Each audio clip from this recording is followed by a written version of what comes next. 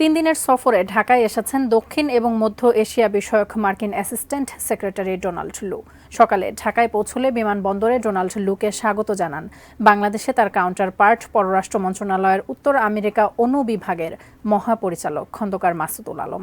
আজ রাতে প্রধানমন্ত্রীর বেসরকারি শিল্প এবং বিনিয়োগ উপদেষ্টা সালমান এফ রহমানের সঙ্গে দেখা করবেন ডোনাল্ড লু। আগামীকাল তিনি বৈঠক করবেন পররাষ্ট্র সচিব মাসুদ বিন মোমেনের সঙ্গে। এরপর সৌজন্য সাক্ষাৎ করবেন পররাষ্ট্রমন্ত্রী ডক্টর হাসান মাহমুদের সঙ্গে। এছাড়া বাংলাদেশের বিভিন্ন পেশাজীবী নাগরিকদের সঙ্গে মত বিনিময় করবেন ডোনাল্ড লু। ভারত এবং শ্রীলঙ্কা সফর করে এবারে তিনি বাংলাদেশে এসেছেন।